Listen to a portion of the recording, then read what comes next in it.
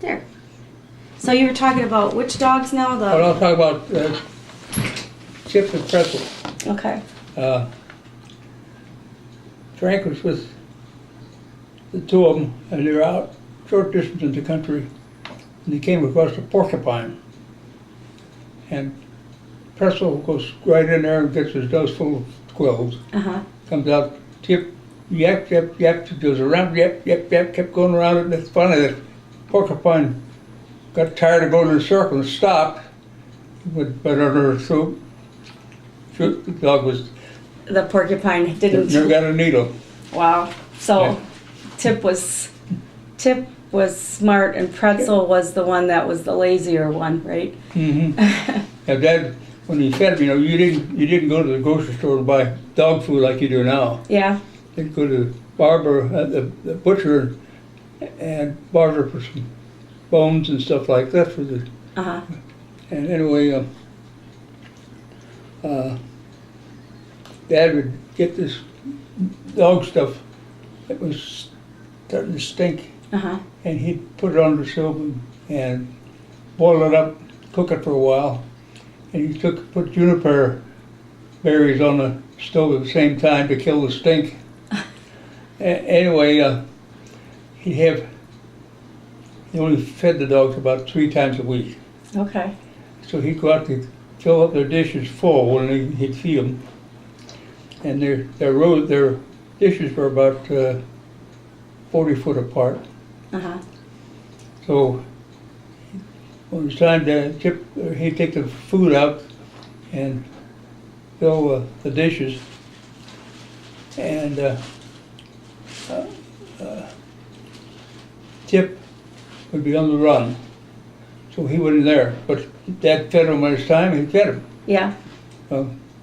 Jumbo Pretzel would wait, and then he'd take all he could get in his mouth. He had a very good sized mouth. And go about half a block down to this truck garden. It was nice soft soil, and bury it. Then he'd come back and eat tips.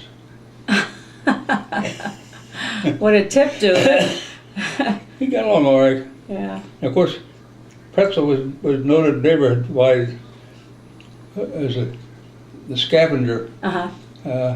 If somebody had something on the front porch, rubber boots or whatever, he'd take them over in the backyard. He'd be out in the open, he wouldn't bury them, he just set them there. And one time he came home with he had a doe deer. He brought that, it's out of season. I'm trying to think of other things that everybody missing something, they'd overcome at our house. And Stasha always liked to just take, she wouldn't chew my shoes, but she'd always have a shoe, and she'd bring it in with her. She might bite it a little, but she wouldn't chew it up. She just liked to smell. The odor's going right. Yep. Yeah.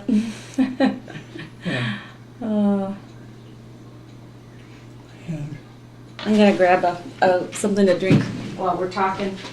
How about bringing me some water? Okay, I can do that.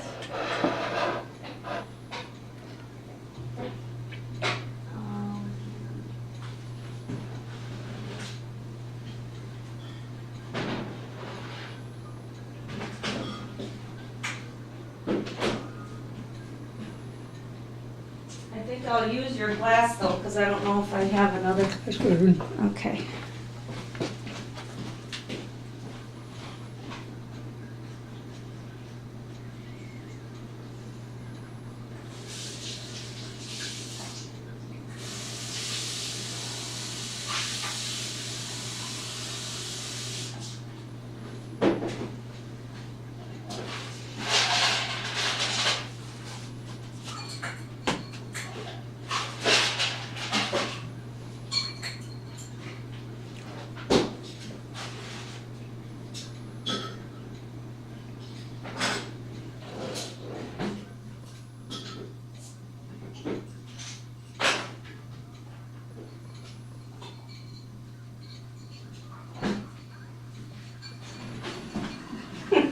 the kitten, or the Mr. President, Colleen's cat, gets spooked pretty easy.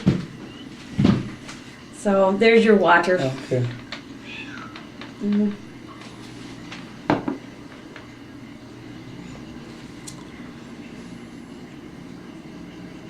I told you, Jumbo didn't like other animals. Mhm. And the only time he'd leave the yard is if another dog came by. He'd jump over the fence and pick a fight. Mhm. And then we'd get finished, he'd jump back over the fence and go away. Mhm. But they had some pictures of on the outside of the bedroom of moms and dads. Mhm. Was a real nice sunny spot in the afternoon. Mhm. And Pretzel would, Jumbo. Mhm. Jumbo would lay down in that sun and go to sleep. And Peggy, the cat, would climb up on top. And you'd go out there and they're both sleeping together. Oh, how cute. Nice. Yeah. Oh, that'd be a neat picture. I remember going out with when we had Tip and Pretzel. Frank was going, it was about four or five of us. And they chased up a jackrabbit. Now Tip, we saw Tip catch one time. He could catch a jackrabbit. Anyway, he got after this jackrabbit, and Pretzel just sort of meandered over the hill a little ways and sat, waited. Pretty soon come by and he got out and got the jackrabbit. They're a good team. Yeah. Think of hunting the jackrabbits and so forth. They were pretty heavy to carry around, so very seldom we brought one home. Why were they heavy? Well, they weigh about 35, 40 pounds. A jackrabbit? Yeah. Seriously? I was thinking of a little bunny rabbit. Oh no, that's a cottontail. So what? How big? So. A jackrabbit is a hare. It's really not a rabbit, but. Okay. Anyway, they chased it up. Tip could catch it, but this time he took and guided it around and he came past Pretzel, and Pretzel got it. Mm-hmm. And